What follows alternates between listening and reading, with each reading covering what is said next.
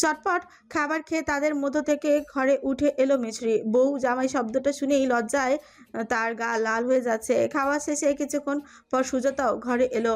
বিছানায় উঠে হাত পা ছড়িয়ে শুয়ে পড়ল। যতদিন বাড়িতে ফুপু থাকে ততদিন ফুপুর সাথেই সে ঘুমায়। জিজ্ঞেস করলো, তোমাকে নাজির ফুপা মারেনি? মারবে কেন? দুষ্টামির জন্য। কবে দুষ্টুমি করেছি? অনেক আগে। আমি করিনি, তুই করেছিস। তারপর নিজে বাঁচতে আমার নাম দিয়েছিস। যা শুধু বাড়ির কাছে পিটিয়ে ছাল তুলে দেবো একদম। কেন দেবে? তুমি আছো না, তুমি বাঁচাবে। আমার কথা শুনবে কেন? তুমি এখন বউ না? তো বউয়ের কথা শোনে? বিজ্ঞের মতো মাথা নাড়ল সুজাতা। মিছরি ফ্রি কুচকে সন্দেহ ভরা দৃষ্টিতে তাকিয়ে রইল তার দিকে। পুনরায় প্রশ্ন ছুড়ল, তুই জানি কি করে পাকনি? আমার বাবাও মায়ের কথা শোনে। মেজো চাচিকে বলার পর বলেছে জামাইরা নাকি বউয়ের কথা শুনেই উঠবস করে। জিজ্ঞেস করার আর মানুষ পেলি না? সুজাতা দুই দিকে মাথা নাড়াতেই মিছরি তাকে বালিশে ঠিক করে দিয়ে শুয়ে ঘুম পাড়ালো। রাত বাড়লো, খাওয়া দাওয়া গল্প গুজব শেষে যে যার ঘরে গিয়েছে। পলি বিছানা গুছিয়ে ঘর থেকে বের হতে যাচ্ছিল, তখনই মুখোমুখি হলো স্বামীর। তালে পাশ কাটিয়ে ভেতরে প্রবেশ করে জিজ্ঞেস করল, তাড়াহুড়া কইরা যাও কই? মিস্টের কাছে। এত রাইতে? উনিই আজ ঘুমামো। কেন? আবার কবে না কবে আইবো তাই। একে গ্রামে থাকবো যেন এমন ভাব যেন কোনো বিদেশে গেছে গা। একই গ্রাম হইলে কি হইব? আমনে বুঝে যাইতে দেন কোনোখানে? আম্মা চাচি ছাড়া বাইরে যাওন তো নিষেধ। ভালো লাগাই যাইতে দেই না। আমার সুন্দর বইয়ের উপরে কারো নজর লাগলে? গেলাম আমি। ওই না, আমি কেমনে থাকমু? জামাইয়ের লাইগা মায়া লাগে না? না লাগে না। দাঁড়াও, আমি অনুমতি দিই নাই। রাক্ষস। বলেই দৌড়ে পালালো পলি।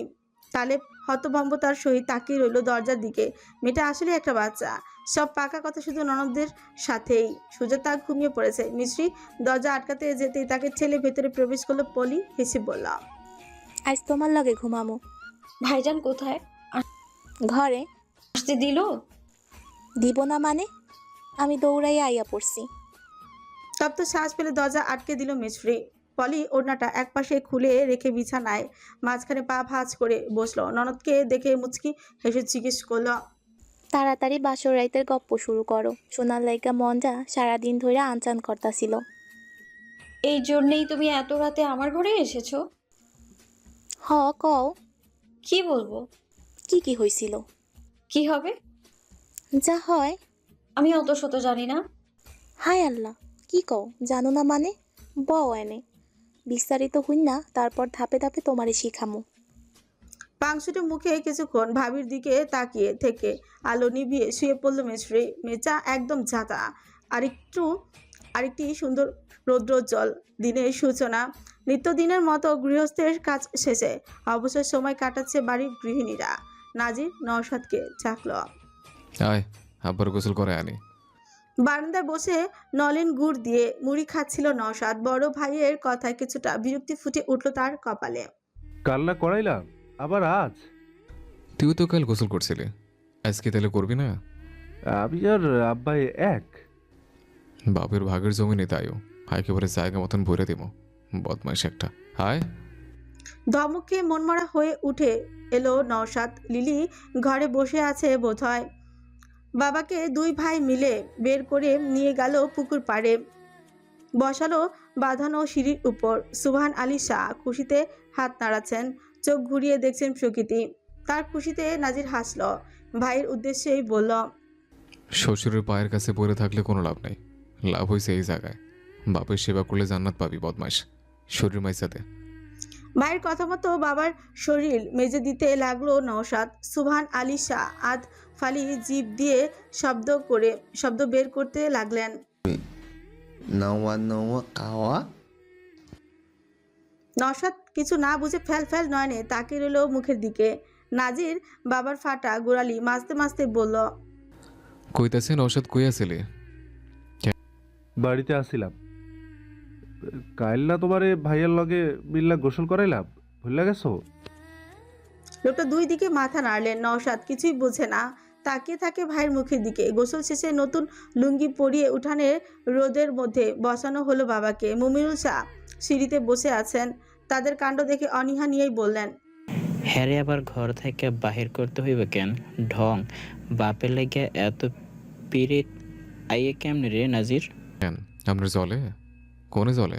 নখি খুলেন দেখি। মুখ সামলে কথা কহ হারামজাদা।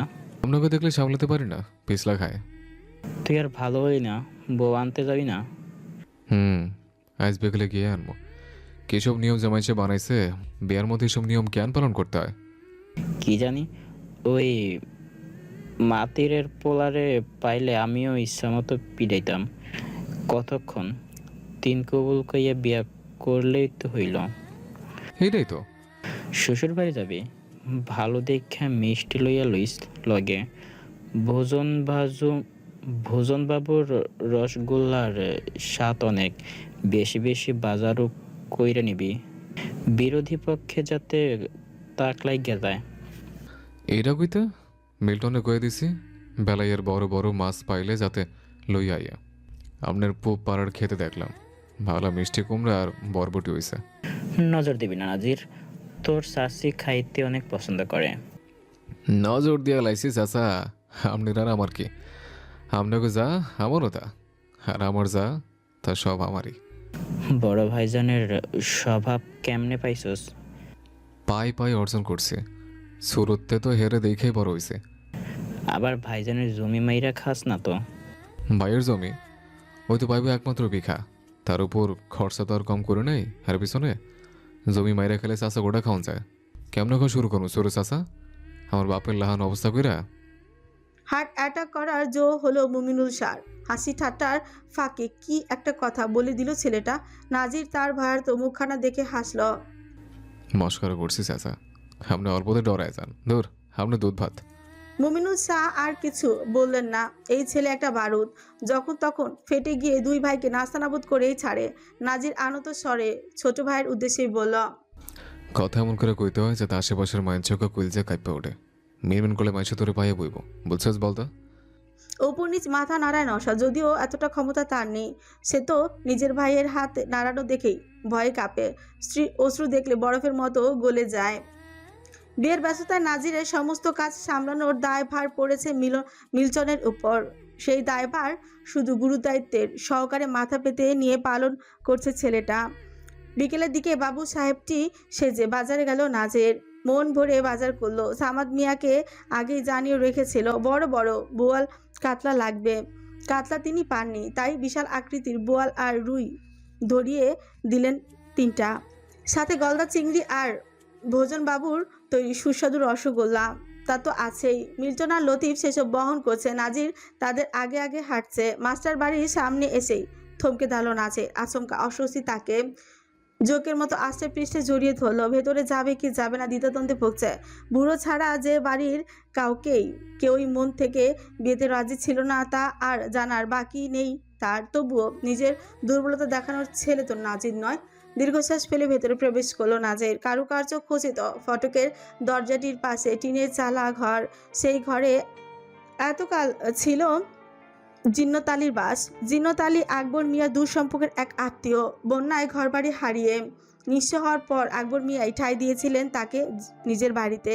এখানে কাজ করে তিনি সন্তানদের পড়াশোনা শিখিয়ে প্রতিষ্ঠিত করেছেন। শেষে বাড়ির মানুষদের মায়ায় পড়ে আর যাননি কোথাও। তবে এবার ছেলেরা তাকে জোর করে নিয়ে গিয়েছে নিজেদের সাথে। তাদের সাথে যোগ দিয়ে আকবর মিয়া নিজেও অনেক বুঝিয়েছিলেন লোকটাকে। সুজাতা সিফাত উঠোনে খেলছিল, মিশ্রি বসেছিল বাইরে সিঁড়িতে। তাকে দেখে নাজির হাসল। বেবিজান আসসালামু আলাইকুম। চকিতে মুখ তুলে তাকাতে আটকে উঠল মিশ্রি। ঘোমটা ঠিক করে উঠে দাঁড়ালো। লতিফ আর মিল্টনও সালাম দিয়ে এগিয়ে দিল বাজারের ব্যাগটা। মিষ্টি সালামের জবাব নিল। একটা বাজারের ব্যাগ হাতে নিতে উল্টে পড়ার উপক্রম হলো। নাজির চারিদিকে চোখ বুলিয়ে বিচুপ করে বলল, বউ আমারে দেখতে মোটা হইলেও কামে দুর্বল। তুই এনে কি করস? প্রশ্নটি শুনে সামনে তাকাতেই মাসুমের সাথে দৃষ্টি বিনিময় হলো তার। অবাক হওয়ার ভান ধরে বলল, তার আগে তুই আমার শ্বশুর বাড়িতে কি করস? কামকাজ নাই হাকিম্মা? খেয়ে ফেলবে, মেরে দেবে এমন চেহারা করলো মাসুম। নাজির ভীষণ মজা পেল। মিল্টনের উদ্দেশ্যেই বলল, আমার বউয়ের হাত নরম, শালার হাতে মাছগুলো ধরায় দে। মির্জন এগিয়ে গিয়ে তাই করলো। মাসুম কিছু বলতে চাইলো, তবে পারল না। সিফাত দৌড়ে গিয়ে আসল জায়গায় খবর পৌঁছে দিয়েছে। সেই খবর পেয়ে আকবর মিয়া বাইরে এলেন, হাস্যজ্জ্বল মুখেই বললেন, আরে আমার নাচ জামাই আইয়া পড়ছে যে। জামাইরে বাইরে দাঁড় করাইয়া রাখছস কেন? ঘরে নিয়ে বসা, শরবত দে। বুড়োর হম্বিতম্বি দেখে নাজিরের মুখ বাঁকাতে ইচ্ছে করলো। ভাবখানা কি সুন্দর করে বললা। বসমু না, বউ দেন লয়ে জায়গা। এই বউ যাও, তোর হইয়া আয়ো। মনটা খারাপ হয়ে গেল মিশ্রির। ওই বাড়িতে তার যাওয়ার ইচ্ছে নেই, একদম না। ভেবেছিল কয়েকদিন এখানেই থাকবে, অথচ মাসুম বলল, মাইয়া এখন দিমু না, জায়গা। তুই দেওয়া না দেওয়ার কেডা? কবুল বলার পর থেকে ওর অভিভাবক আমি। তোর বাপ নিজে কাবিননামা স্বাক্ষর করে অনুমতি দিছে, তাই আমার বইয়ের উপরে শুধু আমার হুকুম চলবো। কি ঠিক কইছে না বইরা? বইরা কি? দাদা শ্বশুর লাগি দাদা জান ডাকো। ডাকবো না, বউ দেন তো। আগে ভিতরে আইবি, জামাই আদর করমু, তারপর বউ নিয়ে যেখানে ইচ্ছা যাইছ। এই মিছরি, ঘরে গিয়া তৈয়ার হ। যতক্ষণ না ডাকমু ততক্ষণ পর্যন্ত বাইর হইবি না, ঠিক আছে? দাদার নির্দেশ মোতাবেক ঘরে চলে গেল মিশ্রি। যাওয়ার আগে এক পলক স্বামীর দিকে তাকানোর প্রয়োজনও মনে করলো না। এতে নাজির ভারী অসন্তুষ্ট হলো। বাড়িতে নিয়ে গিয়ে এর শাস্তি দেবে বলেই প্রতিজ্ঞাও করলো। বাধ্য হয়ে তাকে প্রবেশ করতে হলো মাস্টার বাড়ির অন্দরে। বসার ঘরে বসলো। সৈয়দুন নেসার তক্তাপথে শুরু হলো জামাই আদর। তার আংশিক অবশ্য লতিফার মিল্টনও পেল, তবে নাজিরের খারাপ লাগছে না। শত্রুর বাড়িতে ঢুকে আপ্যায়ন নিচ্ছে, কজন পারে এমন করতে। মাসুম চুপচাপ দাঁড়িয়ে সেসবই দেখছে আর রাগে ফুঁসছে। তার রাগটাও নাজিরের ভালো লাগছে, তাই সেই রাগকে আরো বাড়িয়ে দিতে দিতে মিষ্টিতে কামড় বসিয়ে চোখ টিপ মারল। মাসুম হনহনিয়ে চলে গেল ভিতরে। বিদ্যুৎহীন গ্রামের রাস্তা রাতের বেলা লাগে এক ভুতুরে পল্লীর ন্যায় ছিমছাম নীরব। ঘুটঘুটে অন্ধকারে ডুবে থাকা এই জনপথে নগরের মতো তত ঘন বসতি নেই। এক একটা বাড়ি আরেকটা থেকে অনেকখানি দূরে। রাতের বেলা মানুষের চলাচলও কম। ঘন্টায় বড় জোর দু একজন চোখে পড়ে, তাও সাধারণত রাত 8:30 কিংবা 9টার পর। শ্বশুর বাড়ি গিয়ে শুধু বউ নিয়ে চলে আসবে ভাবলেও নাজিরের পরিকল্পনা মাফিক কিছুই হলো না। জোর করে শ্বশুর শাশুড়ি, দাদা শ্বশুর আরও কতগুলো শালক নামক শ্বশুরা মিলে তাকে যেভাবে পেরেছে সেভাবে জামাই আদর করে তারপর মুক্তি দিয়েছে। ওদিকে মিল্টন লতিফ দুজনেই হয়েছে আস্ত একটা বেয়াদব। সুযোগ পেতেই তাকে ওইরকম এক পরিস্থিতিতে একা রেখে পালিয়ে এসেছে। কত বড় দুঃসাহস! দুটোকে কাছে পেলে নাজির আচ্ছা করে দু খাপ বসিয়ে দিবে। বাড়ির পথে হাঁটতে হাঁটতে থেমে গেল নাজির। পথের সামনে পড়ল গ্রামের সেই বটগাছ। তার থেমে দাঁড়ানো পায়ের দিকে তাকিয়ে পাশে চলতে থাকা মিষ্টিও থেমে গেল। এই রাতের বেলা নাজিরের মাথায় আচমকে খেলে গেল দুষ্টি বুদ্ধি। পুরনো আমলের একটা টর্চ আলো তার দিকে করে গম্ভীর কণ্ঠে ফিসফিস করে পড়লাম, এই গাছটা দেখতেছো বউ? হ্যাঁ, বট গাছ। হুম, এটা বট গাছ না। বললেই হলো। হা, ভালো করে হলো। দিনের বেলা বট গাছ হইলেও রাতের বেলা এটা বট গাছ না। তাহলে কি? আমি তো স্পষ্ট দেখতে পাচ্ছি এটা বট গাছ। জিনপুরের রাস্তা না। রাতে এইখান দিয়ে মানুষ তেমন একটা যাতায়াত করে না। কে ভুলবশত গেলেই হয় ভর করে, নয়তো ঘাড় মটকায় দেয়। এইসবে মিষ্টি ভীষণ ভয় পায়। দাদি নানির মুখে শুনেছে অজস্র জিনপরির গল্প, তাই মাঝে মধ্যে একা থাকার কথা শুনলেও সে আটকে উঠে। ভয়ে দুজনের মাঝখানে সমস্ত দূরত্বটুকু মিটিয়ে পৌরুষালী দেহের গা ঘেঁষে দাঁড়ালো মিষ্টি। ভয়ার্থ চাপা স্বরে ফিসফিস করে বলা, সত্যি? তো কি মিশা নাকি? কয়দিন আগে ওই পাড়ার বুলবুলের বড় পোলারে ধরছিল। এই বট গাছে নেচে দিয়ে রাতের বেলা কই জানে যাইতেছিল। বাবা গো বাবা, সৌদির উল্টায় কি পাগলা মিটাই না করছে। তারপর 10 গ্রাম খুঁজে যাওয়ার পর হুজুর ধইরা আনা হয়েছে। দূরত পইরা একটা ঝাঁটা দিয়ে ইচ্ছা মতন পিটাইয়া পুরো মরিচ হুঙ্কানোর পর জিন ঘাট থেকে নামাইছে। আমার তো শরীরে সব পছন্দ হয়ে গেছে। এই দেখো। নাজির হাত বাড়িয়ে দেখানোর চেষ্টা করলো। ভয়ে সারা দেহ কাঁপছে মিষ্টি। নিজের হাত দুটো দিয়ে নাজিরের ডান হাতটা শক্ত করে চেপে ধরে বলল, তাহলে এখনো দাঁড়িয়ে আছেন কেন? তাড়াতাড়ি বাড়ি চলুন। মেয়েটা ভীতু মুখখানা দেখে নাজির ভীষণ আনন্দ পাচ্ছে। ছোটবেলায় এমন ভয় দেখাতো পারভেজ আর জাহিদকে, অথচ বেয়াদব দুটো বড় হতেই ভয় পাওয়া বন্ধ করে দিল। হয়ে উঠল সাহসী, যার ফলে নাজিরেরও আনন্দ পাওয়া হয়ে গেল বন্ধ। তবে সেই আনন্দ আবার নতুন করে ফিরে এসেছে তার জীবনে। বউ হয়ে অনেক কষ্টে হাসি চাপিয়ে রেখে হতাশ হয়ে পড়ল। গপ্প তো এখনো শেষ হয় নাই, শুনো। না, বাড়িতে চলুন, আমার খুব ভয় লাগছে। যদিও আমাদের ঘাড়েও চেপে বসে, আমি কিন্তু ঝাড়ু বাড়ি খেতে পারবো না, ক্রন্দনরত কণ্ঠে বলল সে। এত ভীতু কেন তুই? আমি আছি না, ডর কি এর? না না, আপনার ঘাড়ও মোটকে দেবে। চলুন, না হলে আমি কিন্তু চিৎকার করে কাঁদবো। আচ্ছা চল। কে একটা ভীতু বউ আমরা ধরাই দিল। সেসব কথার মিষ্টি শ্রবণালী পর্যন্ত পৌঁছলই না। ভয় মেয়েচার বুক দুরু দুরু করছে, দেহের কম্পন খুব ভালো করে টের পাচ্ছে নাজির। তাতে যেন পেটের অর্ধেক খাবার হজম হয়ে গেল তার। বাড়ি ফিরতে বেশি একটা দেরি হলো না। ফটক পেরিয়ে ভেতরে প্রবেশ করতেই দেখা মিলল খোলা আকাশের নিচে বসে মাটির চুলায় চিতই পিঠা তৈরি করতে থাকা ফরিদাকে। পাশেই পাটায় ভর্তা বাড়ছেন মর্জিনা। বিথি চুলার মুখে ঠেলে দিচ্ছে শুকনো পাতা। আব্দুল্লাহ উঠোনে দৌড়ে ফড়িং ধরছে আর চেঁচাচ্ছে। নওশাদ, নাজমুল, শাহরিয়ার, জাহিদ লাইন ধরে বসে গরম গরম পিঠা খাচ্ছে। তাদের দেখতেই সুমা হাস্যজ্জ্বল মুখে বলে উঠল। সকলের দৃষ্টি সদ্য আসা স্বামী স্ত্রীর দিকে স্থির হয়ে হলো। হাতে কাপড় ভর্তি ব্যাগটা বারান্দায় রেখে সেখানেই বসে পড়ল নাজির। মিষ্টির হাতে ঘরের চাবি দিয়ে বলল, পোশাক বদলাইয়া হাত মুখ ধুইয়া আইও। মিষ্টি চলে গেল ঘরে। নাজমুল ডাকলো, আয় পিঠা খাইলে।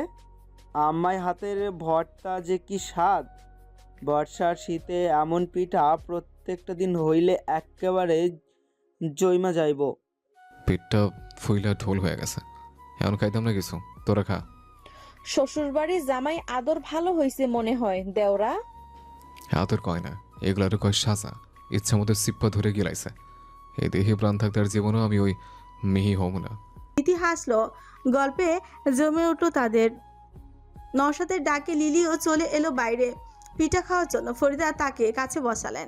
যার আচরণ যেমনই হোক না কেন, বিপরীতে ফরিদার আচরণ থাকে সদাই নমনীয়। ভর্তা মাখিয়ে পিঠায় পরপর 2টা কামড় দিতেই তিনি হেসে জিজ্ঞেস করলেন, কেমন স্বাদ না? লিলি মাথা নাড়ালো, চিবোতে চিবোতে বলল, অনেক মজা। শুটকি আর মরিচ ভর্তার সাথে একটু বেশি মজা লাগছে।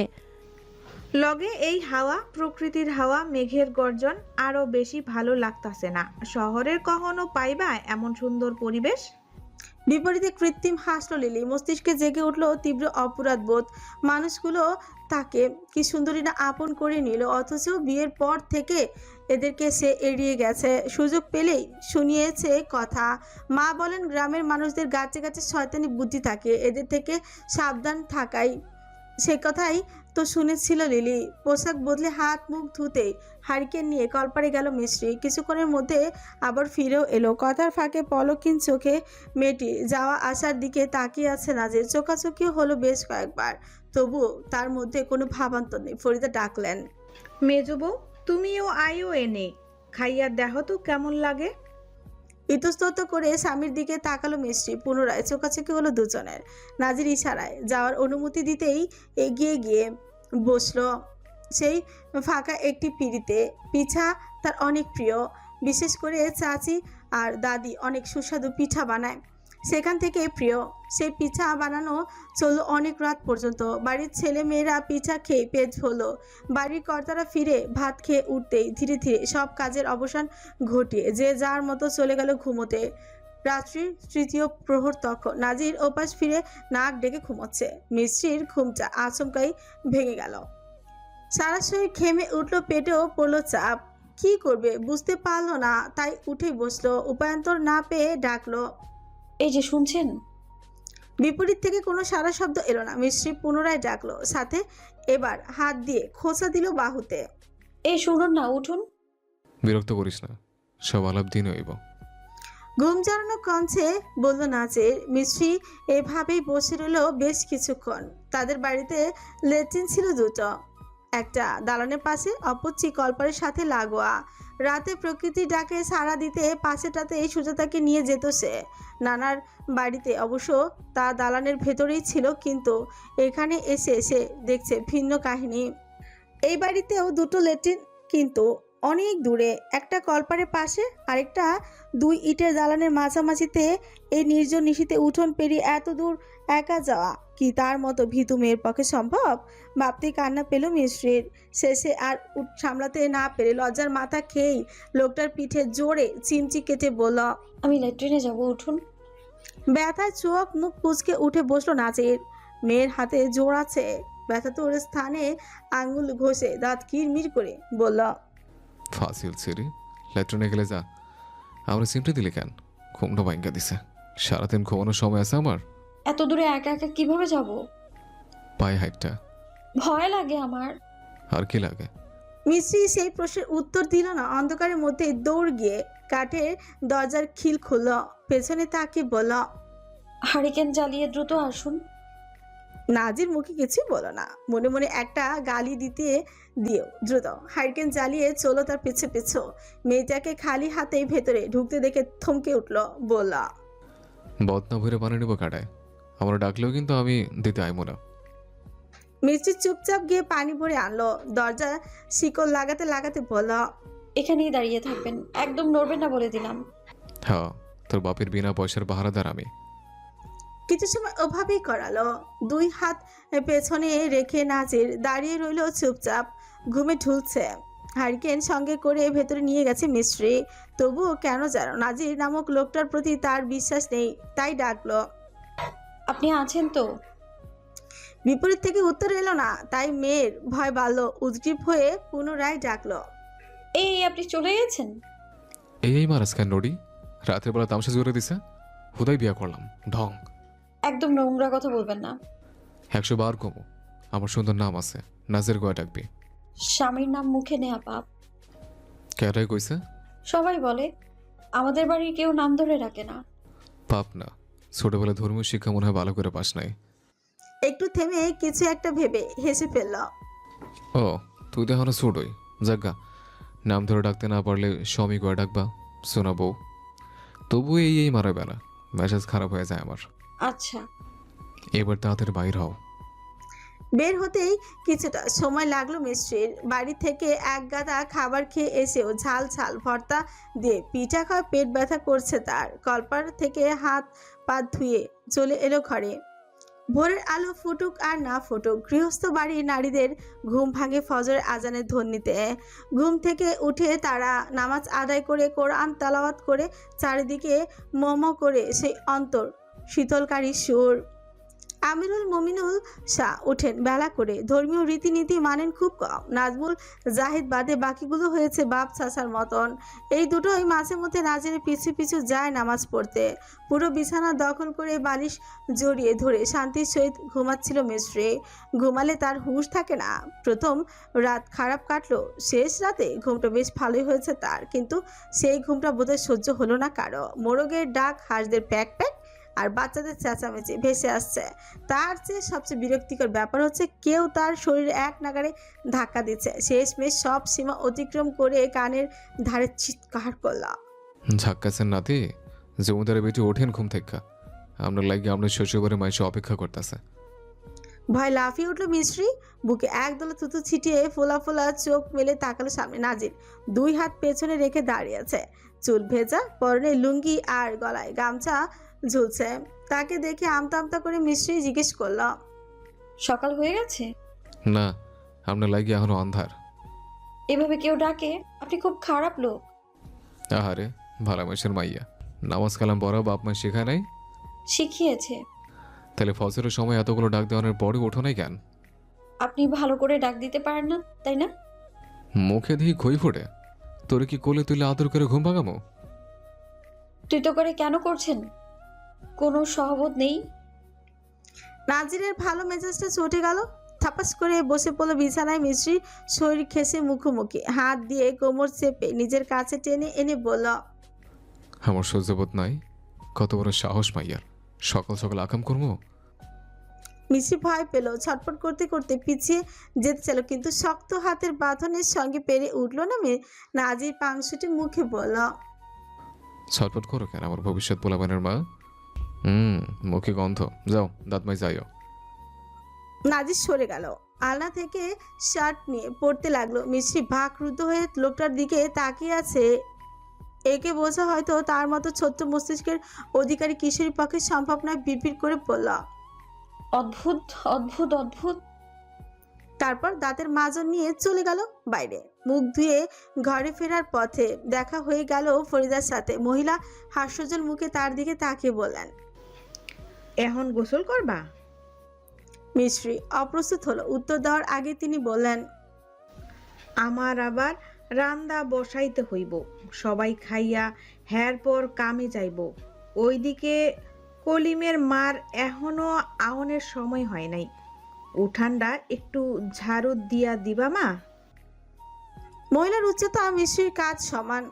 দেখতে রোগা হলো, চেহারায় আছে মিষ্টতা। বয়স বাড়ন্ত হলেও কণ্ঠস্বর সুন্দর বলা যায়।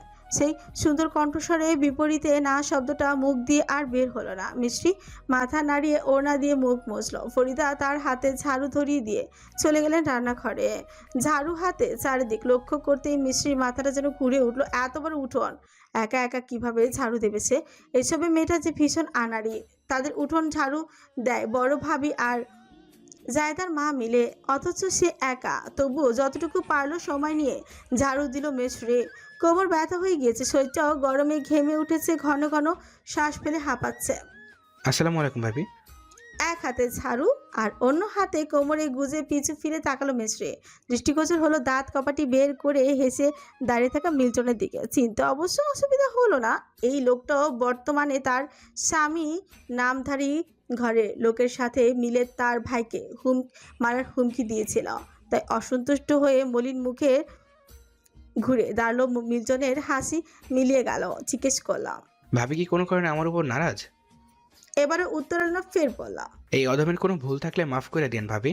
ভাইজানের লগে বিয়া হওয়ার আগে যদি কিছু কয়ে থাকি তাহলে ভুলে যায়েন। এবার কোন ভাইজান কই? জবাব না পেয়ে হতাশ হলো মিল্টন। নাজির ঘরে থেকে বেরিয়ে এলো, ঝাড়ু হাতে স্ত্রীর দিকে দেখে বলে উঠল, হায় হায় হায় হায়, মাস্টার বাড়ির মাইয়া সাবার উঠানে ঝাড়ু দিতেছে। এ কেমন চিত্র! এই চোখ দুইরা দিয়ে যে এমন কিছু দেখতে পামু কখনো কি ভাবতে পারছি? আমার কান্দ নাইতেছে রে বলতো। রাগে শরীর জ্বলে উঠল মিশ্রির। ললাটে ভাঁজ পড়লো বেশ কয়েকটা। হাতে ঝাড়ুটা উঠোনে ছুঁড়ে ফেলে ধূপ থাপ পা ফেলে চলে গেল ঘরে। নাজির তার যাওয়ার পথে তাকিয়ে ছুট উল্চে বলল, মায়ের দিকে রাগেও করতে জানে। মিল্টন বলল, বিয়ারটা জীবন কেমন কাটতেছে ভাইজান? তোরকমও কেন, তুই বিয়ে করে দেখ। লজ্জায় মাথা নুয়ে নিল মিল্টন। তড়াক করে কিছু মনে পড়তে নাজির বলল, তুই আর লতিফ মিল্লা কাইল ওই বাড়িতে আমার একলা ফালে আয়া পড়ছিলি কেন? কলমের পুত। ভয়ে নড়ে চড়ে উঠে মিল্টন আমতা আমতা করে বলল, আমনে শ্বশুরবাড়িতে আমরা থেকে কি করুম? তার উপর মিলে অনেক কাম পড়ে আসছিল ভাইজান, তাই চলে আইছিলাম। আর গরুর খাওয়ান দেওয়া লাগে লতিফের পাঠাইছিলাম বাড়িতে। নাজির শান্ত হলো কিছুটা। মিল্টন বলল, চাবি দেন ভাইজান, মিল গিয়ে খুলি। এখন সকালে ভাত খেয়ে যা। বাড়ির থেকে খাইয়ে আইছি, আম্মায় খিচুড়ি পাক করছে, এখন চাবি নিতে আইছি। নাজির আর জোরাজুরি করলো না, চাবিটা এনে দিয়ে দিল হাতে। এমনিতেও বাড়িতে তার কাজের অভাব নেই। সকলের খাওয়া দাওয়া শেষে বারান্দায় বড় একটা ডেকচি নিয়ে বসলো সে। গোয়ালের কয়েকটা গরু অসুস্থ, তাই পরশু ডাক্তার থেকে ওষুধ এনেছে, সেগুলোই পানির সাথে মেশাচ্ছে। নওশাদ তার থেকে কিছুটা দূরে বসা ছোট ভাইকে উদ্দেশ্য করে বলল, ফিরবি কবে? কাল পরশু। শ্বশুর বাড়িতে ঘর জামাই হইয়া? নওশাদ লজ্জায় মনে রইল। লিলি জানলার কাছে থাকায় শুনল সে কথা, বেরিয়ে এসে বলল, এভাবে বলছেন কেন? থাকলে কি হয়? নওশাদ চোখ রাঙালো তাকে, কিন্তু লিলি সেই চোখ রাঙানিকেও ভয় করে না। নাজির শীতল কণ্ঠে বলল, অনেক কিছুই হয়, সাবারের পোলাটা ঘর জামাই থাকে না, এই নিয়মও কোথাও নাই। তো কোথায় থাকবে? ভাড়া বাড়িতে? থাকলে থাকবো, শহরে জোর বাড়ি নাই, এরা যায় নাই তো বিয়া করছো তাই না? তাহলে এখনও তো লাগে কেন? লিলি শক্ত হয়ে দাঁড়িয়ে রইল। নাজির বলল, আমি লোক দিয়ে তোমার বংশের খোঁজ নিছি। তোমার দাদা দিন মজুরা ছিল, অন্যের খেতে কামড়া দিয়ে পেট চালাইতো। তোমার আব্বাই বৃত্তির বয়সে লেখাপড়া করে এত দূর আইছে, খরচ চালানোর লাইগে শহরে কুলির কামও করছে। দেশ স্বাধীন হওয়ার পর যে লুটপাট হয়েছিল, এরপরে নতুন নতুন টেহা পয়সা কামে জমি কিনে শহরে বড় বাড়ি করছে। তাই তোমার এই দেমা গামাগো সে আমরা দেখাইও না বইন। আমরা জাত বড় লোক, জমি জমা টেহা পয়সার অভাব নাই। বুঝছে, গলে যা গরু আছে না, তা বেচছে তোমারে সোনা দিয়ে মরিয়া দেওয়া হইব। ঘর বাড়ি জমি জমা হিসাব করতে গেলে তোমার বাপ বেল পাইব না। যদিও কোনো কাম ছুটো না, কিন্তু তোমার লাহান দেমাকে মাইয়া মানুষ এতটুকু না কইলেই না। যে আমার কথায় কথায় চোখ রাঙাও তারা শিখায় দেই কখন খাওয়ার কষ্ট অর্থের কষ্ট করছে নাকি। তোমার জামে এত দূর আইছে আমার অবদানে, তোমার বাপের অবদানে না। তাই কথার মাঝখানে বাম হাত ঢুকানোর স্বভাব বাদ দাও। আর নসাদ, আত্মসম্মান যদি একটুও থাকা থাকে তাহলে ঘর বাইরে করে থাকবি। টেহা পয়সা জ্বালাক আমি না হয় দিব, বউ কথা না হলে সোজা তালাক। এমন অবাধ্য বউ দিয়ে কোনো জীবন চলবো না। ভবিষ্যতে আফসোস করা থাকে বর্তমানে সঠিক সিদ্ধান্ত নেওয়া ঢের ভালো। যা করবি নিজের যোগ্যতায় করবি। আমিরুল শাহ কেদারায় বসে পান খেতে খেতে দুই ভাইয়ের কথাই শুনছিলেন এতক্ষণ। মাথা নাড়িয়ে এবার তিনি সায় জানিয়ে বললেন, নাজিরের কথা ঠিক। শ্বশুরবাড়ির থাকা মানে মেরুদণ্ড ভাঙ্গা যাওয়া, শরমের দিন পার করা। এর থাইকা নুন ভাত খাওয়া ভালো। বুড়ো গো কথা শুনতে হয়। নওশাদ, পুরুষ মানুষ বউয়ের কথায় কেন চলবো? বউ ভালো হইলে বুদ্ধিমতী হইলে বউয়ের কথা শোনাই উচিত, কিন্তু বউ যদি ডাইনি হয় তাহলে না শোনাই ভালো। প্রসঙ্গ বদলে কথার মাঝখানে ফরিদা বলে উঠলেন, ভালো কথা মনে পড়ছে, বিয়ার সময় যে তোর বউরে গা ভর্তি গহনা দিয়েছিলাম সেগুলা কই রে নাজির? বউয়ের কাছে। তোর বউরে ডাক। তাল মিস্ত্রি। এক ডাকে চলে এলো মিস্ত্রি। ফরিদা এবার মিস্ত্রির উদ্দেশ্যেই বললেন, গহনাগাটি কই রাখছো বউ? বিয়া বউ ভাত তো শেষ, এবার সব ফেরত দাও।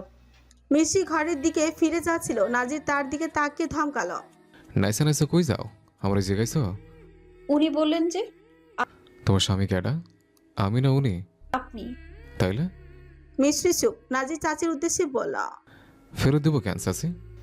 ওইগুলো তো আমার গহনা, তার মধ্যে আবার কিছু পারভেজের বোর্ড লাইগা তুইলা রাখছিলাম। হঠাৎ কইরা বিয়া ঠিক হওয়ায় তোর বউরে পড়তে দিছি। নতুন বউরে তো আর এমনি এমনি তুইলা আনা যায় না। কয় ভরি দিছিলেন? 100 ভরি তো হইব। তাহলে আমার বউয়ের গয়না কই? নওশাদের বউরেও তো কিছু দান নাই। আমিরুল স্থির হয়ে বললেন, তোগোটা কই আমরা জানি। তোর মায় পালানোর আগে সব কিছু লইয়া পালাইছে। তোর বাপে কতগুলো বছর ধইরা বিছানায় পড়া, আমাগো কি করার আছে? নাজির হাত ধুয়ে সোজা হয়ে বসলো, ছোট ভাইয়ের দিকে তাকে বলল, দেখছোস কেমনে পোল্ট্রি খায়? আমাকে বাপের ভাগে সব জমি রাক্ষসের লাহান একলা ভোগ করতেছে, অথচ কয় আমাকে কি করার আছে? হ্যাঁ, মাঝখানে তোরে একলা হাতে বড় করছে, নিজ চোখে দেখ। জমি জমা অর্থ করির ব্যাপারে নওশাদ তেমন কিছুই জানে না। ভাই তাকে কখনো এসবের মধ্যে জড়াতে দেয়নি। চাচাদের নির্মমতা শুধু এতকাল শুনে এসেছে। নাজির চাচি চাচার উদ্দেশ্যেই বলল, অনেক আগে কইছে আমি আব্বার মতন না চাচা। আব্বার মতন হইলে নওশাদ নরম মনের মানুষ, যা বুঝাইবেন তাই বুঝবো। কি কইতে চাস? এক কথা বারবার কস কেন? গহনা লইয়া ঝামেলা করবি না নাজির, সব ফেরত দে। রাগ উঠেস না। হ্যাঁ, কানও দিব না। কি করবেন করে দেখান। নাজির, চিল্লাইন না। আমার উপরে কেউ চিল্লাইলে আমার সহ্য হয় না। আব্বা আমার বিয়ার ছবি আমার কাছে আছে। ঘর পরিষ্কার করতে গিয়ে ছোটবেলায় পাইছিলাম আমি। চেয়ারা বললে যাওয়ানের ভয়ে যত্ন করে নিজের কাছে রাইখা দিয়েছিলাম এতদিন। অনেক হিসাব নিকাশ বাকি আছে, সবার থেকে একে একে নেব। বড় চাষি আমার বউরে যেই গয়না দিয়া এখন নিজের বললে দাবি করতেছে, সেগুলো আমি দেখতেছি। আশ্চর্যের ব্যাপার হইল, এই গয়নাগুলো একেবারে ছবিতে আমগো আম্মায় যেই গয়না পড়ছে তার লোকে মিলে, অর্থাৎ সব একই গয়না। বিয়ের সময় 100 ভরি স্বর্ণালঙ্কার দিয়ে আমার আম্মারে ঘরে তুলছিল দাদায়। তখন সোনার দাম আসছিল কম, আর দাদাও খুব ধনী। সে নিশ্চয়ই এক পোলার বউয়ের গয়না আরেক পোলার বউরে দিব না। তার মানে সব গয়না আমার আম্মার। আর পরানোর সময় আম্মায় কোনো গয়না লগে করে নেয় নাই, বরং সব নিয়ে আলমারিতে হান্দাইয়া রাখছিলেন আপনারা। তাই গয়নাগুলোর প্রকৃত মালিক আমরা দুই ভাই। আর আমগো যা তা তো আমগো বউয়েরই। উপস্থিত সকলেই হিতাহিত জ্ঞানশূন্য হয়ে গেল। মৃদু হেসে উঠে দাঁড়ালো নাজির, বলল, আমি যেমনই হই না কেন, আপনাকে মতো ভাইরে ঠকানোর মতো মানুষ আমি না। আপনাকে লগে আমার পার্থক্য নেই।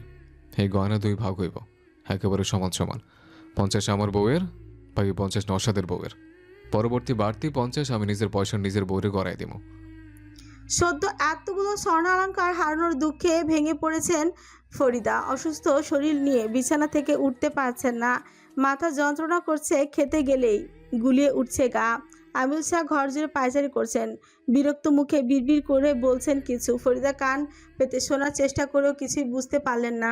শেষে অপারগতা মেনে নিয়ে চুপচাপ শুয়েই রইলেন। আমিরুল শাহ হাঁটা থামিয়ে বসলেন, গিয়ে কেদারায় বললেন, হারামজাদাই এইসব বেশি বাড়াবাড়ি করতাছে, ওরে আলাদা কইরা দাও, মজা বুঝুক। এগুলো কি কন মা হারা পোলা সারাদিন খাটে, আলাদা করলে কেমনে চলবো? বিয়া কইরা বউ আনছে না, হ্যাঁ চালাইবো। এইটুকুন মাইয়া একলা একলা কি আর সংসার চালাইতে পারবো? আপনি রাইগেন না তো, ছোটরা একটু একটু ভুল করেই। এইটা ভুল না, বেয়াদবি কাউরে মানে না, কিছুই কইতে গেলেই কয় আমনে আমার বাপের জমি ভোগ করতেছেন। ওর বাপের জমি মানে এইসব আমার বাপের জমি, আমার বাপের জমি আমি ভোগ করি। ওর কি ভিটে দিছি, দুই ভাইরে খাইতে দিছি, থাকতে দিছি, চাষের জমিও দিছি, কিন্তু কোনো কৃতজ্ঞতা নাই। যদি ছুডো থাকতেই গলাটা টিপ দিয়া ধরতাম তাহলে আজ আর এই দিন দেখতে লাগতো না। এত সহজ নাকি? পারতেন মারতে, আর মারলেও ধামাচাপা দিতে পারতেন। পারবেন না বইলাই তো বাঁচাইয়া রাখছিলেন। শীতল দৃষ্টিতে স্ত্রীর পানে তাকান লোকটা। চেহারা থেকে অদ্ভুত এক জৌলুস ঠিকরে পৌঁছে যেন কেদারায় হাত শক্ত করে চেপে ধরেন ফরিদা। সেই দৃষ্টি অবজ্ঞা করে শোয়া থেকে উঠে বসে চুলে খোপা করতে লাগলেন, বললেন, বাপ আপনার একলা না, বাপ সুবাহানেরও। আর সেই বাপের প্রিয় পোলাও কিন্তু হ্যাঁ আসিল। ভিডে আমনে মন থাইকা দেন নাই, দিছেন এলাকার মানুষের চাপে পইরা, না হইলে তো আসল রূপ ধরা পইরা যাইতো। পোলায় খায়ও নিজের কামাই, তাই এত সাধু আমার কাছে সাজবেন না। মাগি এখন ভালো সাজস, যা করছি তোর আর তোর লোভী ভাইয়ের উস্কানিতে করছি। লোভী ভাই আমার নাকি আমনের? বর্ষা থেকে উঠে গিয়ে স্ত্রী গলা চেপে ধরলেন আমিরুল শাহ। ফরিদা ভয় পেলেন না। কিছু মুহূর্তের ব্যবধানে সহজ সরল মহিলাটার অন্য এক রূপ বেরিয়ে এলো। হাসলেন শব্দ করে। খুব সাহস বাড়ছে, কথায় কথায় গায়ে হাত তোলা না, আমনের আবার কাল হইয়া দাঁড়ায়। শেষ বিকেলে রোদের মতো আমিরুল শাহের সমস্ত তেজ যেন কমে এলো যেন। মুখ ফিরিয়ে বসে রইল ফরিদা। বালিশ উঁচু করে পিছে গিয়ে বললেন, বেডা মানুষে কথায় কথায় কয় মাইয়া মানুষের বুদ্ধি থাকে হাঁটুর নিচে, কিন্তু সত্য তো হইল হাঁটুর নিচে বুদ্ধি থাকে বেডা মানুষে গ। সব সময় হাত চালাইয়া সমস্যার সমাধান করতে চায়। বয়স হইছে, এই জোর আর কয়দিন? কি কইতে চাস? এখন আর নাজির একলা নাই। আকবর মিয়া কি এমনি এমনি নাতনি বিয়া দিছে হ্যার কাছে? এখন ওরে আলাদা কইরা দিলে টাকা পয়সা সম্পত্তি সহ সব কিছুর দখল যাইব বউয়ের হাতে। বউয়ের হাতে মানে পুরা মাস্টার বাড়ির কাছে। টিকতে পারবেন তখন? না জানি পরে আবার দাদার ব্যবসার ভাগ চাইয়া বসে। হতবিহ্বল চোখে স্ত্রীর দিকে অবাক আবারও তাকান লোকটা। এসব তো কখনো ভেবে দেখেননি তিনি। মাথা ঠান্ডা করে বসে থাকেন। ফরিদা বললেন, পুরুষ মানুষ সফলতার পর মাইয়া মানুষেরে ভুলা যায়। কথাটা আপনারে না দেখলে বুঝতেই পারতাম না। এই ফরিদা বানুর লাইগা আজ আপনার মতো মানুষে সমাজে মাথা উঁচু কইরা চলতে পারতেছেন। প্রত্যেক দিন কাছারি ঘরে পায়ের উপর পা তুইলা বইয়া টেহা গুনতে পারতাছেন। বাবু সাহেব সাইজা চলতে পারতেছেন। আমি আর আমার ভাই না থাকলে পারতেন এসব করতে? বিয়ার পর আমার গলার চেন বেচা জুয়া খেলছেন, বাপের গাইল খাইছেন, এখন কয় সব দোষ আমার। মমিনেরও ভাগ দিতে হইতো না যদি না বেশি পাক নামি না করতেন। ওর তিন পোলার ঘর থাইকা আরো কতগুলা হইব। ব্যবসার ভাগ কই যাইব কোনো হুঁশ আছে? খালি দোষারোপ করে আমারে। আমনে সব মন ধ্যান ব্যবসায় দেন। সংসার এতকাল আমি দেখছি, এখনো আমিই দেখব। হ, এতই দেখছস যে পোলাডারে ঠিকঠাক বড় করতে পারলি না। তোর হাতেই তো দিছিলাম ওরে, এরপরেও নাজিরের এমন হইল কেমনে? আমি জানি দোষ আমনের। আমনে উস্কানি দিয়া এমন বানাইছেন। এসব সব দোষ আমার ঘাড়ে চাপাইয়া দিয়া নিজে ভালো মানুষ সাইজা বইয়ে থাক আরামজাদি। হঠাৎই দরজা টোকা পড়লো। স্বামী স্ত্রী দুজনে চমকে উঠল। একে অন্যের দিকে চাচাই করে শুয়ে পড়লেন ফরিদা। আমিরুল শাহ এগিয়ে গিয়ে দরজার পর্দা সরাতে আরো এক ধাপ চমকালেন। বিস্মিত স্বরে বললেন, তুমি? মিশ্রি অপ্রস্তুত হলো বেশ। হাতের খাবারটা থালায় দেখিয়ে বলল, বড় ভাবি এসব চাচি আমার জন্য পাঠিয়েছেন। তো শব্দ করো নাই কেন? কারো ঘরের সামনে চুপচাপ দাঁড়িয়ে আছি পাতা ভালো না। আমি মাত্রই এসেছি, এসেই দরজায় ধাক্কা দিয়েছি। মোটেও চুপচাপ পাড়ি পাচ্ছিলাম না আমি। আচ্ছা যাও। তিনি ঘর থেকে বেরিয়ে চলে গেলেন অন্যদিকে। মিষ্টি ভেতরে প্রবেশ করলো। বিথি জোরপূর্বক তার হাতে খাবারের থালাটা ধরিয়ে দিয়ে বলেছে, আমার শাশুড়ি তোমার উপর রাইগা আছে, খাবার লইয়া যাওয়ার বাহানায় রাগ ভাঙাও গিয়া, না হইলে টিকতে পারবা না এই সংসারে। অজ্ঞতা তাকে আসতে হলো। ফরিদা প্রতিক্রিয়াহীন তাকিয়ে রইলেন মেয়েটির দিকে। পরনে কালো রঙের সুতির সালোয়ার কামিজ, মাথায় ঘোমটা, হাতে চকচক করছে সোনার একজোড়া চুড়ি, যা বাপের বাড়ি নায়রে যাওয়ার সময় তিনি আলমারি থেকে বের করে হাতে পরিয়ে দিয়েছিলেন মিশ্রিকে। তার কত পছন্দের ছিল এই চুড়ি জোড়া। বিথি চাওয়ার পরেও দেননি, মোটে 2 বার পরেছিলেন শুধু, অথচ চুড়ি জোড়া এখন অন্য কারো দখলে। দীর্ঘশ্বাস আড়াল করে উঠে বসলেন ফরিদা। তুমি আবার খাওন লইয়া আইতে গেলা কেন? ভাবি যে বললেন। মনে মনে পুত্রবধূকে আচ্ছা মতো গালি দিলেন তিনি, কিন্তু মুখে বললেন, তুমি খাইছো? হ্যাঁ। এটুকু ভেবেই বলল, আপনি কি আমার উপর রেগে আছেন? রাগমু কেন? ওই যে গতকাল গয়না নিয়ে ঝগড়া হওয়ায়। কি যে কও না, নাজির একটু অমনি, অল্পতে চেত্তা যাওয়া পলা, বয়স কম তো, মায়ের কাছে পায় নাই, বাপের অবস্থা তো দেখতেছই, শুধু ভাইটার দায়িত্ব ওর উপরে। চাচি কি আর মায়ের মতন হইতে পারে? তবু আমি যথাসম্ভব চেষ্টা করছি, ওগো আগলাইয়া রাখছি। তাই ওই আমার পোলা আর পোলার বউয়ের উপরে মা কখনো রাগ করতে পারে? সামান্য কয়টা গয়নাই তো এমনিতেই দিয়ে দিতাম। উনি যে বললেন এসব ওনার মায়ের। ওর কথা ধরে লাভ নাই, মায়ের কথা ওর মনে আছে। পুরান্না সাদা কালো ছবিতে কি না কি দেখছে। আগেকার সব গয়না কাটির নকশা তো একরকমই থাকতো, তাই হয়তো মনে করছে। মহিলা সুন্দর করে কথা বলেন, তাই বিপরীতে ভাবুক মনে মাথা নাড়ল মিশ্রি। বিশ্বাস করছে কিনা বোঝা গেল না। কিছুক্ষণ গল্প করে ঘর থেকে বেরিয়ে এলো সে।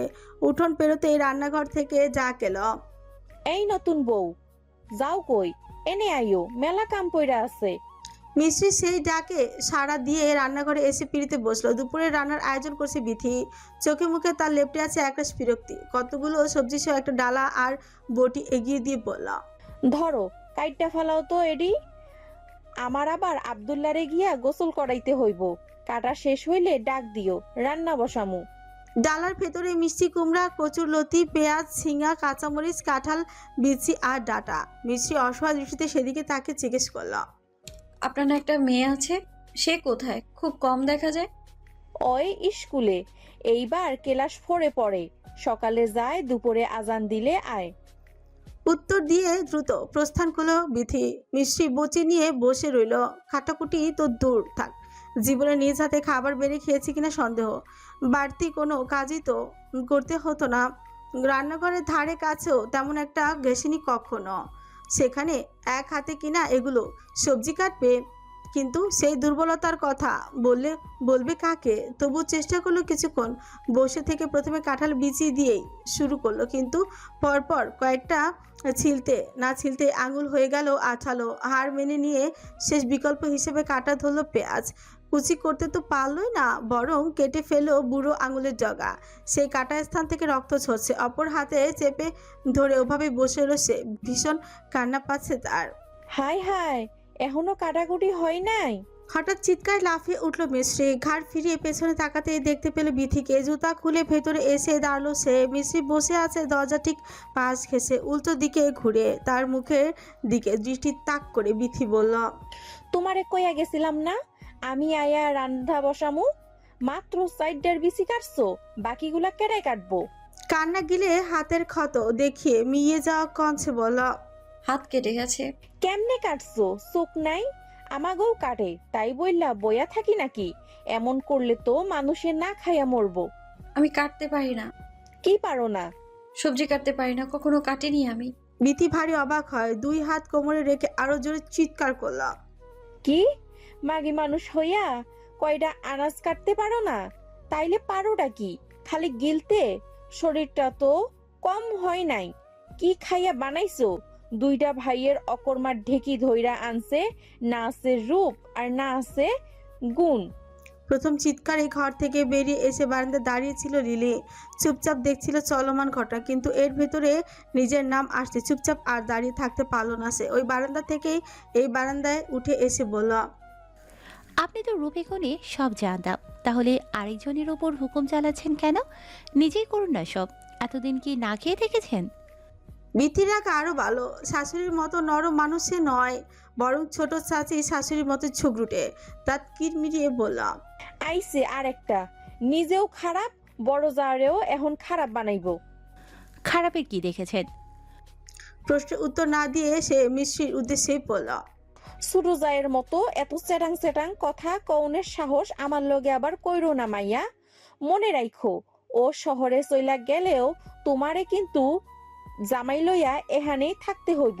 বেশি করলে। বাকি কথাটা অর্ধ সমাপ্তই রয়ে গেল। আচমকা তার ফাটা বাসের মতন গলা, থেমে যাওয়া মিশ্রি লিলি দুজনেই বেশ অবাক হলো। তার দৃষ্টি অনুসরণ করে তাকাতেই দেখতে পেল নাজিরকে পূর্ব দিক থেকে এসে রান্নাঘরে সোজাসুজি দাঁড়িয়েছে, হাতে মাটি লেগে থাকা কাস্তে, ঘেমে নিয়ে একাকার অবস্থা দেহের। স্ত্রীর দিক থেকে দৃষ্টি সরিয়ে টিনের চালে কাস্তে গুজে কোমর থেকে গামছা খুলতে খুলতে বলল, পুরো কথাটা শেষ করেন ভাবি। বেশি করলে কি করবেন ওরে? বেশি করলে কি করবেন ওরে আর ওর জামাইরে? বিথি অপ্রস্তুত হলো। দেহের ঘাম ইতিমধ্যে ছুটে গিয়েছে। আমতা আমতা করে পড়ল, আনাজ কাটতে দিয়ে গেছিলাম, কিন্তু পারে নাই, তাই আর কি।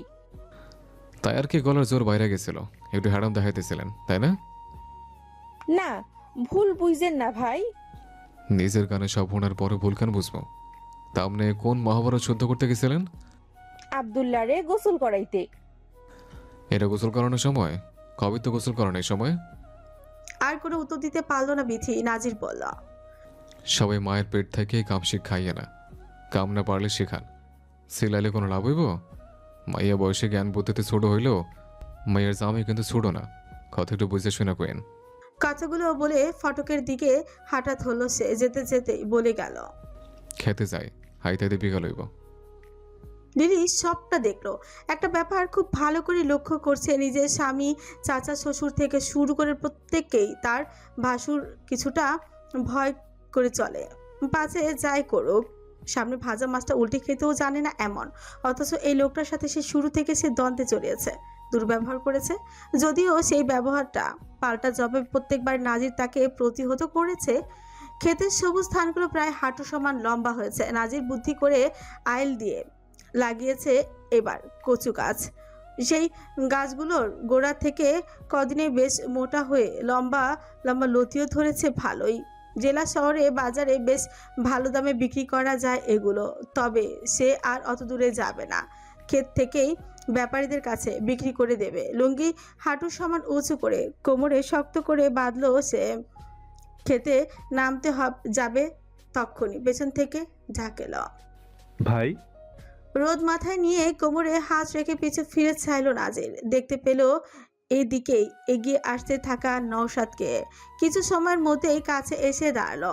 দুই হাতে ধরে রাখা দুইটা আইসক্রিম থেকে বাড়িয়ে দিল একচি। আগাছা পরিষ্কার করবা?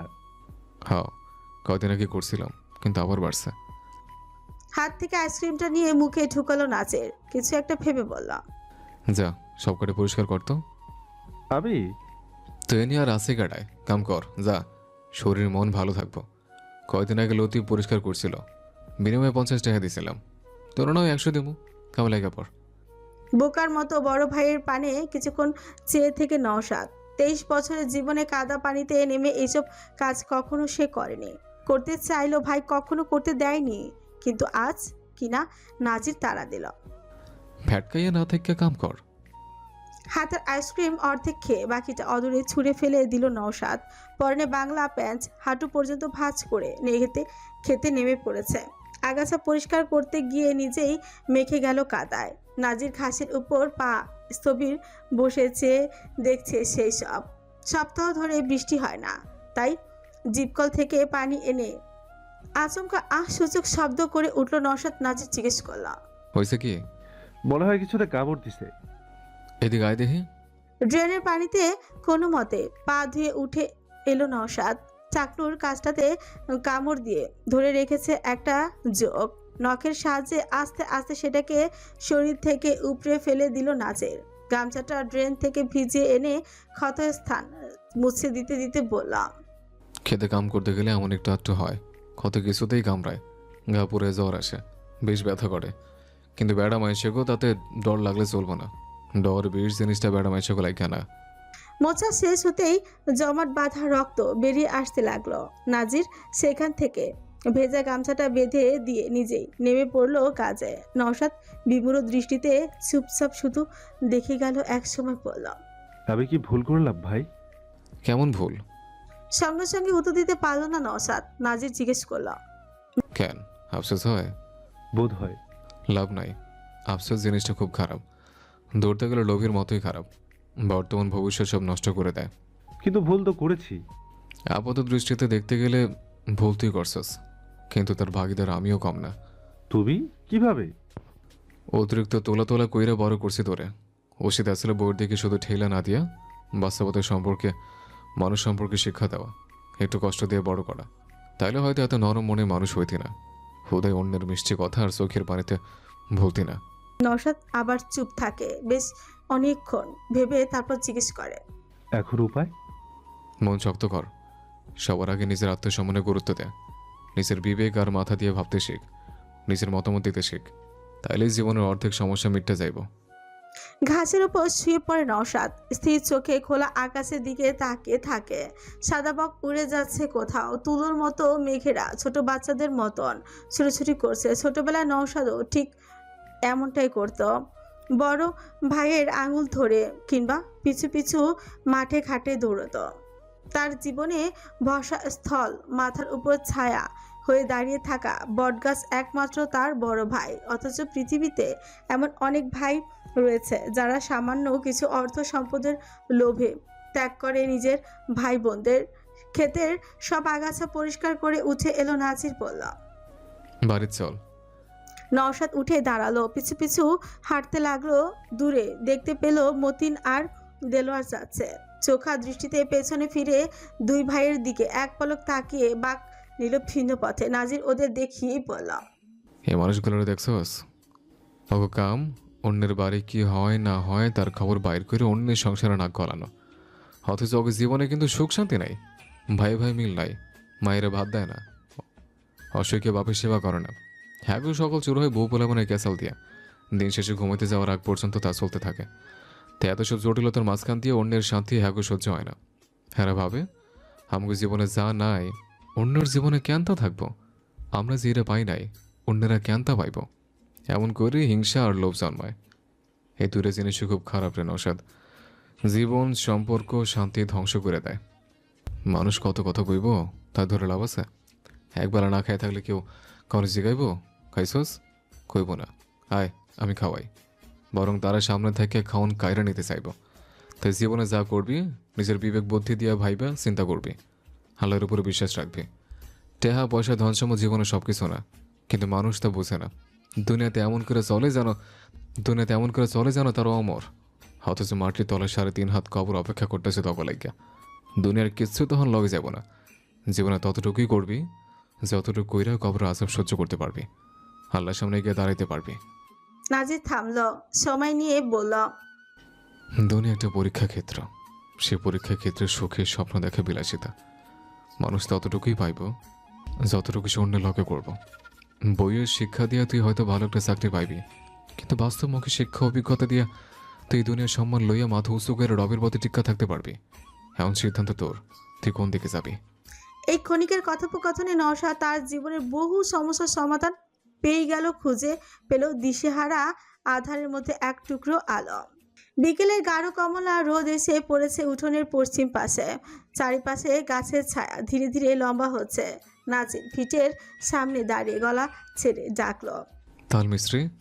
এক ডাকে ঘর থেকে বেরিয়ে এলো মিশ্রি, চোখে মুখে কৌতূহল আর বিস্ময়। নাজির নিজের চুলে হাত চালিয়ে একটু বিরক্তির সুরে বলল, দেখো শরীরের কি অবস্থা, ঘরে ঢুকবো না, আলমারি থেকে আমার লুঙ্গি গামছাটা পুকুর ঘাটে দিয়ে যাও, ধুরে ডুব দিয়ে আহি। আপাত মস্তক লোকটাকে দেখলো মিশ্রি, সারা দেহে কাদা মাটি লেগে আছে। দ্বিধান্বিত কণ্ঠে প্রশ্ন ছুড়ল, পুকুর কোন দিকে? নাজির জান পরানি অবাক হলো। শুয়ে মাঝখানটা কুচকে গেল বলল, শ্বশুরবাড়ি আইসে 6 দিন, অথচ পুকুর কাটছিল না। ওই যে দাঁড়ানোর বাম পাশে। হাতের ইশারায় পথ দেখিয়ে আর এক মুহূর্ত সেখানে দাঁড়ালো না সে, প্রস্থান করলাম। কাঠের আলনা থেকে স্বামীর ঝুলন্ত লুঙ্গি গামছা নিয়ে পুকুরের দিকে পা বাড়ল মিস্ত্রি। বাড়ি থেকে বেশি একটা দূরে নয়, উঠোন পেরিয়ে সামান্য একটু হাঁটলেই পৌঁছে যাওয়া যায় সেখানে।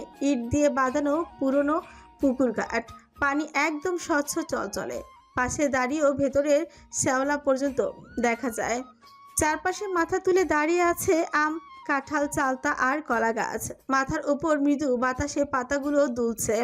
গাছের ফাঁকে ফাঁকে পাখিরা কিচিরমিচির করছে অবিরত। বাড়ির ভেতরকার গরম আর অস্থিরতা তুলনায় এখানকার আবহাওয়া আর দৃশ্য শীতল ও সুন্দর।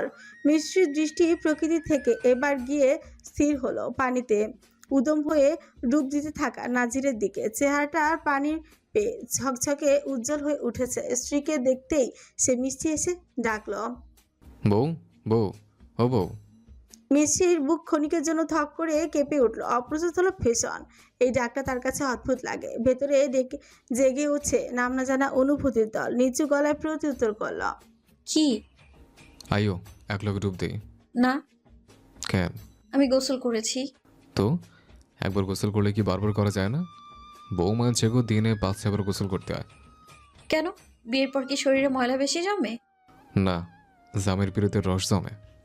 হ্যাঁ? কথাটির অর্থ তার বুঝতে পারল না মিশ্রি, বরং চোখে মুখে ভয় আর লজ্জা একত্রে মিলিত হলো যেন। তার নিরীহ বোকা চাহনিতে নাজিরের হাসিটা চওড়া হলো। তার বউটা একটু বেশি অবুঝ, কত কিছু ধরে ধরে শেখাতে হবে ভেবে ক্লান্ত শ্বাস ফেলো নাজির। পানিতে সাঁতার কাটতে কাটতে বলল, কাছে বসে পড়া নয় বিস্তারিত ধরে ধরে শিখামো। এখন আইও এক লোক একটু গোসল করে মোহাম্মত বাড়বো। প্রয়োজন নেই, আমি ঘরে গেলাম। নাজিরের রাগ হলো, একেবারে বাচ্চাদের মতো রাগ। বউটা কিনা তাকে অবজ্ঞা করে চলে যাচ্ছে, নাজির শাহকে উপেক্ষা করছে না, কিছুতেই মেনে নেওয়া যায় না এটা। পানিতে ছলাৎ ছলাৎ শব্দ তুলে দ্রুত সিঁড়ি বেয়ে উপরে উঠে চলে এসে যেতে থাকা বউকে টেনে ধরে কোলে তুলে নিল সে। তার এহেন কাণ্ডে থ হয়ে গেল মিছরে। আশ্চর্যের চোখ কিছুক্ষণ লোকটার দিকে তাকিয়ে রইল। কিছু বুঝে ওঠার আগেই তাকে নিয়ে পানিতে নামতে নামতে নাচির পড়ল। এমনি তাকায় না ময়না পাখি, চোখ কোটর থেকে বাহির হয়ে যাইব, তখন সমরে দেখবা কেমনে। মিশ্রির হুঁশ ফিরল, হাত পা ছোড়াছুড়ি করে আতঙ্কিত কঞ্চে বলে উঠল, নামান আমায়, নামান বলছি, আমি সাঁতার জানি না। কাউ কি গ্যারেমা মাইয়া হইয়া সাঁতার পারো না? পারি, তবে বেশিক্ষণ ভেসে থাকতে পারি না। ধরার জন্য নারিকেল বা কলা গাছ কিছু একটা লাগে। আস্তে একটা স্বামী থাকতে নারিকেল কলা গাছ লাগবো কে? তুমি আমারে ধরে রাখবা। হাসি মুখে কথাটা বলে মেয়েটাকে পানিতে ফেলে ঘাড় ধরে পর পর 3 বার চুবালো নাচের। সারাদিনের ক্লান্তি অস্থিরতা দূর হয়ে অবশেষে শান্তি এসে ঠাঁই নিল তার বুকের ভেতর। পুরুষালী বুকের সাথে লেপটে হাঁপাচ্ছে মিশ্রি, ঠোঁট জোড়া ক্ষণে ক্ষণে কাঁপছে। ভীষণ কান্না পাচ্ছে তার, কঞ্চে কম্পিত কান্নার ঢেউ নিয়েই বলল, আপনি খুব খারাপ লোক। তোমার গোষ্ঠী জানি না বুঝছে খারাপ লগের লগে তোমার বিয়া দিছে। নতুন কিছু কও বউ, বিয়ের পর থেকে এক বাক্য হুনতে হুনতে মুখস্থ হয়ে গেছে। ছাড়ুন আমায়। সারার লাগে বিয়ে করছি তো কেন করেছেন? গাল দুটো চেপে ধরে মেয়েটা ছোটে ঠোঁট ছোয়ালো নাজের, ফিসফিস করে বলল, তোমার আর তোমার 14 গোষ্ঠীরে জ্বালাইতে। মিশ্রি ফ্যাল ফ্যাল করে নয়নে কিছুক্ষণ তাকিয়ে থাকলো। অসময়ে পানিতে ভিজে থাকায় কাঁপুনি ধরলো সারা দেহে। ঠিক তখনই ভেসে এলো কারো কর্কশ ধ্বনি, আস্তাগফিরুল্লাহ, ছি, দিন দুপুরে এগুলো কেমন ধরনের নষ্টামি? মিশ্রি লাফিয়ে উঠে দূরত্ব তৈরি করলো, কিন্তু বেশিক্ষণ পানির উপরে ভেসে থাকতে না পেরে চেপে ধরলো নাজিরের হাত। মর্জিনা মুখে আঁচল গুজে পাড়ে দাঁড়িয়ে আছে। নাজির সেদিকে তাকালো, ভীষণ নাচিয়ে পড়ল, একটু গোসল করতেছি, এখানে নষ্ট আমার কি আছে? প্রাণের চাষি আরাম নেবে এনে কি করেন? গোসল করিস না? কি করস তাহলে? তাই তো দেখলাম দিন দিন নষ্ট হইতে যাইতেছে পোলা। নিজের বিয়া করে বউ। চুপ হারামজাদা। থুতু ফেলতে ফেলতে ভেতরে চলে গেলেন তিনি। মিস্ত্রিও সুযোগ বুঝে স্বামীকে জোরে ধাক্কা দিয়ে উঠে এলো পারে। নাজির হাসল, বাড়ির তোমার ভাসুর দেওয়ার আছে, গামছাটা ভালো করে গায়ে জড়াও বউ, ঘরে গিয়ে কিন্তু শাড়ি পরবা। কথা মতো গামছাটা গায়ে জড়িয়ে নিল মিছরি। যেতে বলল, শাড়ি পরতে পারি না। তাহলে পারস কি নড়ি? আপনি নড়ি। মুখে মুখে কথা। ঘরে পরানো শাড়ি না দেখলে আমি টাইম না ধইরা পরামো।